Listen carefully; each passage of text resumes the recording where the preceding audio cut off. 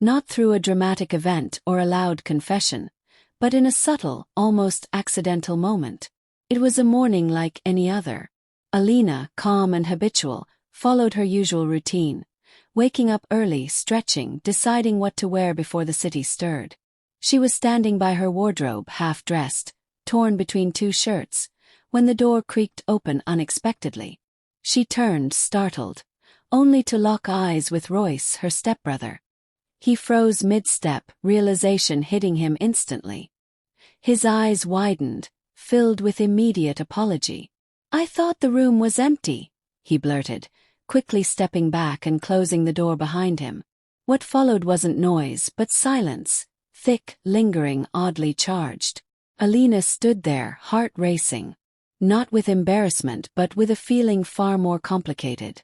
Something unnameable. She hurried to finish getting dressed, telling herself it was nothing more than an awkward mistake. Still, her hands trembled slightly as she zipped up her backpack. Classes came and went like any other day, but her mind kept drifting back to that morning.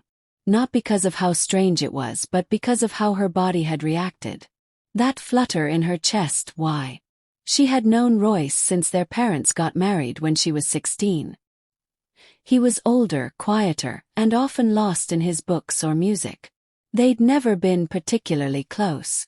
But now he was back under the same roof after being away for years, and something about him felt different. Or maybe she was different. That evening they passed in the hallway. He paused briefly and offered her a small, almost uncertain smile. She returned it with a nod, unsure why her stomach fluttered just at the sight of him. Neither of them spoke about the incident. But something lingered, an invisible thread of awareness that hadn't been there before. In the days that followed, the awareness grew in silence. Over breakfast, she caught herself noticing the way his sleeves were rolled, how his wristwatch peeked out just so. At night, she heard the faint sound of his footsteps pacing in the room across from hers. And strangely, she found herself listening for them. One afternoon, their fingers brushed as they both reached for the kettle. Neither of them moved away. Their eyes met, just for a second, but it was enough to shift something again. Her best friend, Syra, teased her during a call. "You sound like you're crushing on someone." Alina laughed it off, but her denial lacked strength. Something was definitely stirring inside her. Soft, confusing, persistent. She tried to write it off in her journal, convincing herself it was just a reaction to his presence after so long. But the ink on the page betrayed her, line after line of hesitant questions and curious feelings. Could you really start seeing someone differently after knowing them for years? That night, as she lay in bed, her thoughts returned to the look in his eyes that morning, how he hadn't lingered but still held something more. It wasn't the moment that haunted her. It was the strange warmth it left behind. From then on, her mornings felt different. Not chaotic, but expectant. Like something unsaid might finally speak. Royce never imposed. In fact, he was always considerate, always calm. But their shared moments started to feel like unfolding pages in a quiet book no one else was reading. Their conversations shifted. First, it was simple. College updates, the stress of assignments, casual jokes over coffee. But before she realized it, they were sharing fragments of childhood, uncertainties about the future, and the kinds of thoughts you don't usually say out loud.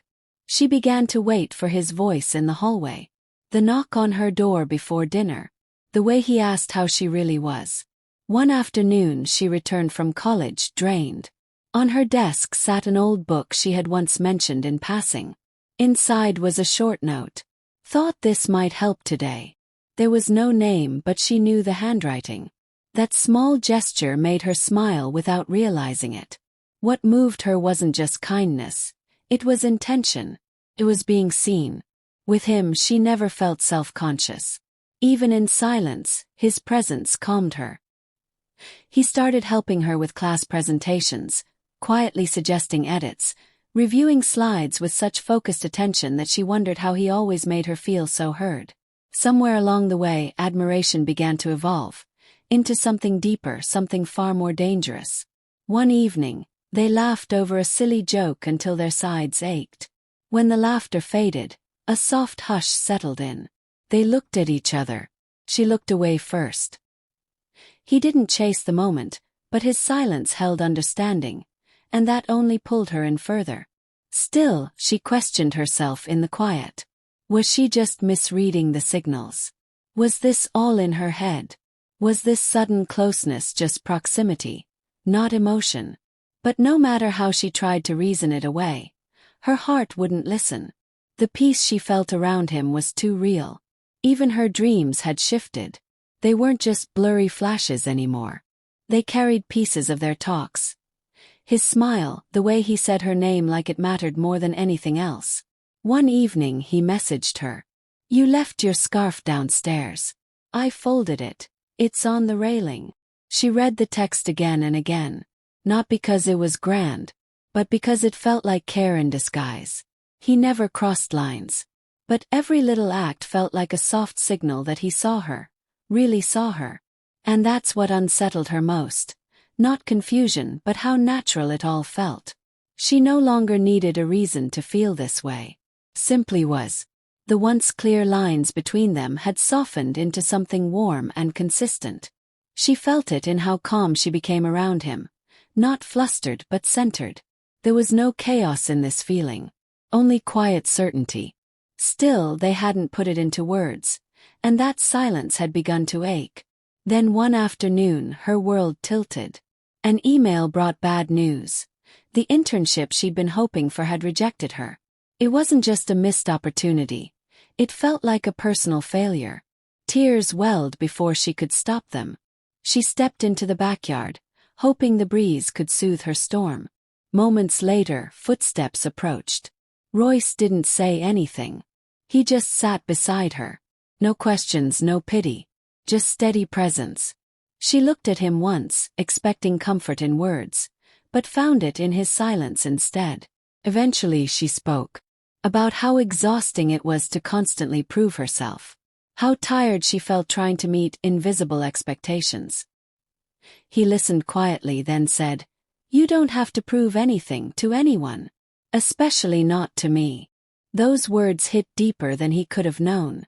They talked until the sky went dark.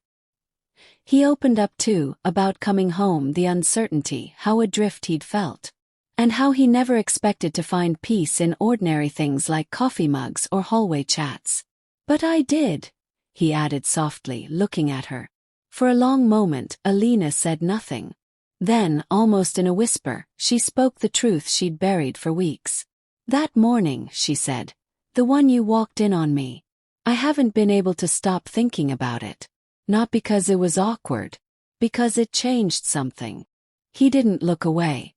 "It changed something in me too," he replied. They sat in that rare space where hearts speak more than mouths ever could. No labels. No rush. When his hand reached for hers, it didn't feel sudden. Felt right.